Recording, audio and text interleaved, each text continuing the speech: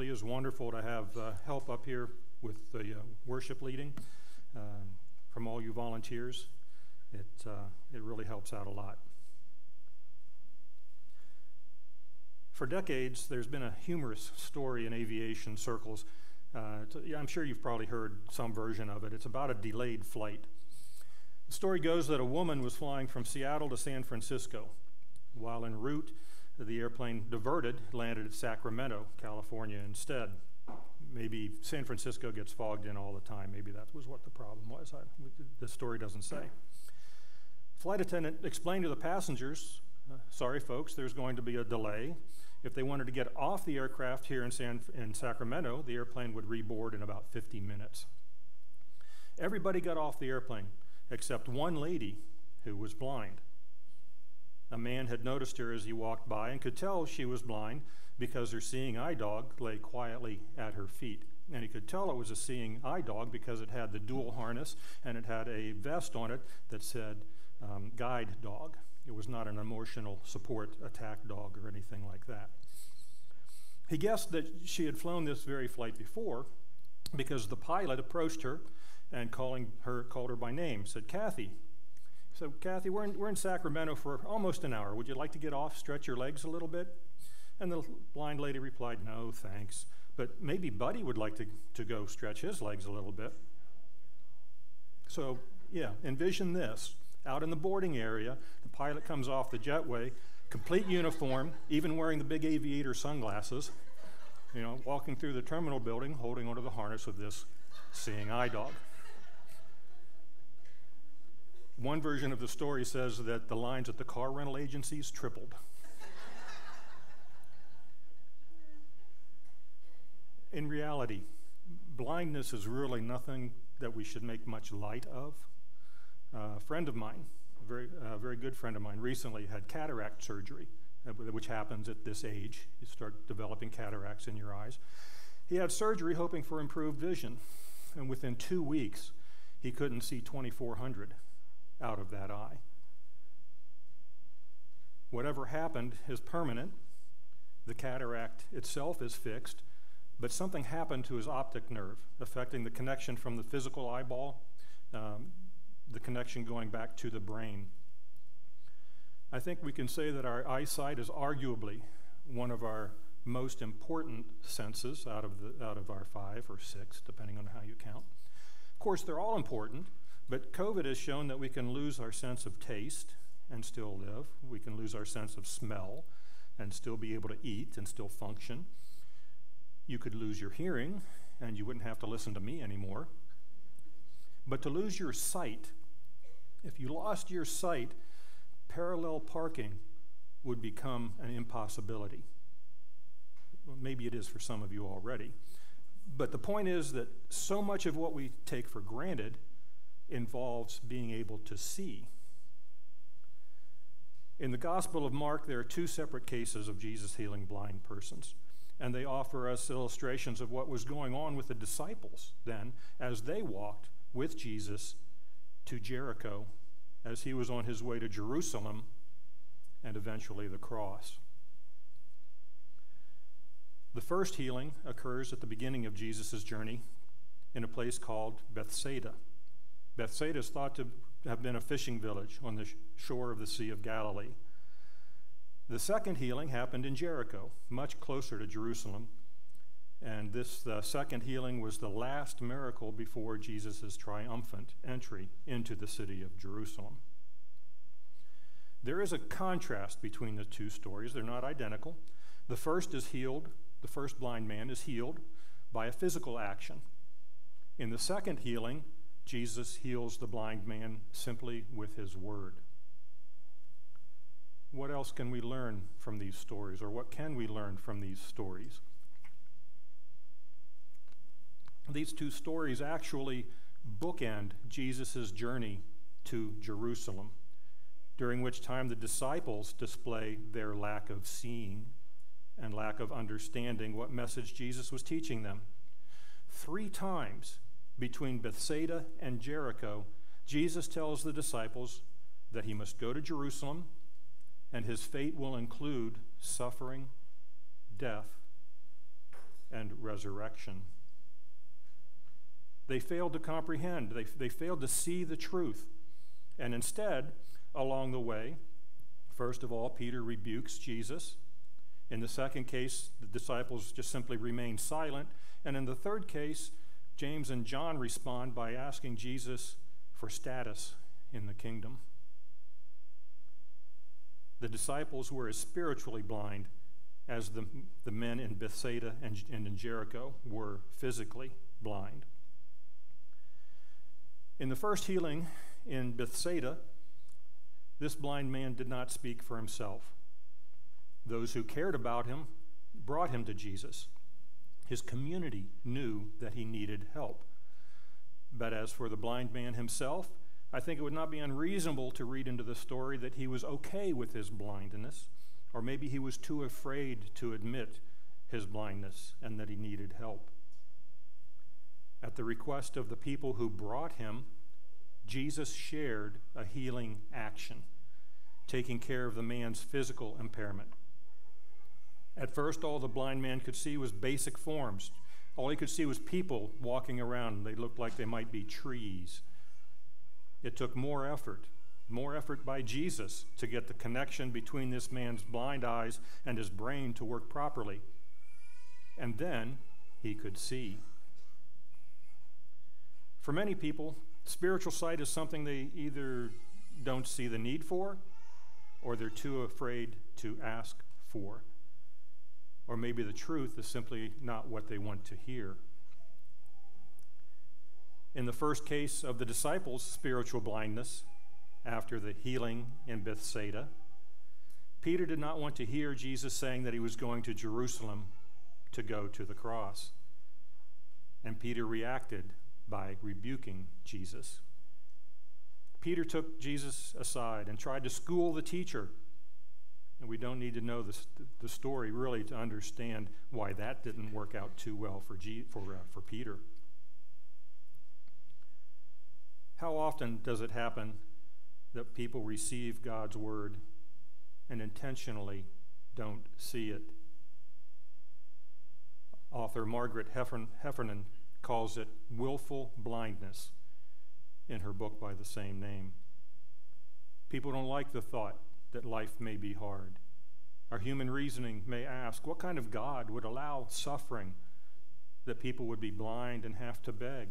What kind of God would allow himself to suffer the agony of humiliation and a Roman cross? What kind of God would create the universe so that it takes effort to put food on the table, to make a good grade, or to achieve a recognized skill, or to get to a milestone of 50 years marriage and life? We so often, in so many ways, can't see life from God's perspective. Several decades ago, when my wife was going through nursing school, she had a teacher who said that the class that she said to the class, as they were going through some very difficult material, she recognized that everything is hard until it becomes easy. In other words, we don't understand, we don't see a lot of things until we do. Brings to my mind 1 Corinthians chapter 13. For now we see through a glass darkly, but then face to face. Now I know in part, but then shall I know even as I also I am known. The second time the disciples were told by Jesus that he must suffer, die, and on the third day be raised, the disciples didn't respond at all. They were confounded, confused. They were afraid to ask anymore, according to verse 31 in chapter 9. They stayed quiet, just like the blind man in Bethsaida. Back in high school, my brother had a favorite saying. He'd say, I see, said the blind man who couldn't speak. It was his way of indicating that he had heard what was just said, that he understood what the other was telling him. Whether he actually understood or not, I won't testify one way or the other. But sometimes we say that we see without really, truly seeing. Sometimes we don't want to have insight. We don't want to understand what's really going on. So we take at face value what others and whom we might trust have to say. We don't do our research or consider for ourselves what the truth might be. We ignore or turn a blind eye so that we don't have to see it. They say that romantic love is blind. Anybody have any experience with that? Romantic love is blind. And it's very true that so many times our relationships are based on that fantasy of what we think the other should be or is, without seeing imperfections. I really like the cartoon of Shrek, if you've ever seen that. This cartoon, Shrek, kind of pokes fun at the fairy tales of romantic love, where the knight in shining armor rides in and saves the damsel in distress, and they live happily ever after, just like that. Happily ever after is a choice that comes from within. It doesn't come from others, and it does not come from the knight in shining armor. The disciples, upon hearing the prophecy from their Messiah, from their Lord, that he must be humiliated, poked, prodded with spears, hung on a cross before continuing into glory, they didn't want to hear it. So they tuned it out. They intentionally closed their eyes and made themselves blind and did not respond. The third time on the journey, when Jesus told the disciples what he was looking at when he entered Jerusalem, there was also no immediate response from the disciples. They probably said, "I see," but they didn't really see. Almost immediately, James and John ask a question of Jesus that demonstrates their blindness. They said, "Grant us that we may sit, one at your right hand and the other at your left, in your glory." They asked to be honored. They asked for status by virtue of their proximity. We follow you, Jesus, so make it easy for us to achieve. When Jesus and the disciples arrived in Jericho, they were met by a large crowd. A blind man named Bartimaeus is sitting by the roadside. He has heard of Jesus of Nazareth and the miracles of Jesus. Bartimaeus, the literal translation of the name means son of Timaeus. Bar-Timaeus. Bar means son of. Timaeus means honor. Bartimaeus was the son of honor. Now, honor was all important in biblical times. Everything revolved around honor. It was almost legal tender. If you were a person who was held to be in a position of honor in society, you could wield influence, be able to negotiate good prices for your goods or for the use of your land. A thesis about honor back in the Roman Empire says that competition for honor subsumed aristocratic life and shaped personal identities of the elite.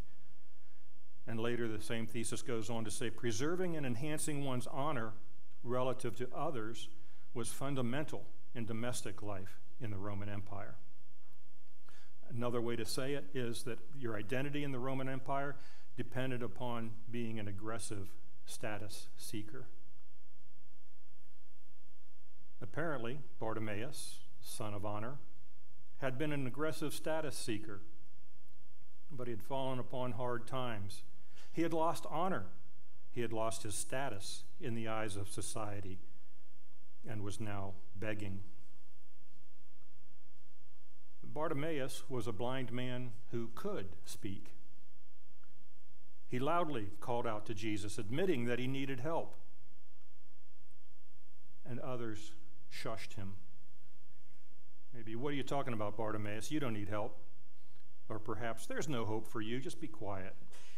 Or even nastier, "You deserve your lot in life." They tried to keep Bartimaeus quiet. In verse 50 of today's scripture, it seems odd that when this blind man was told that Jesus heard him and was calling for him, Jesus called him over, and the blind man responded by throwing his cloak aside, and he jumped to his feet and went to Jesus.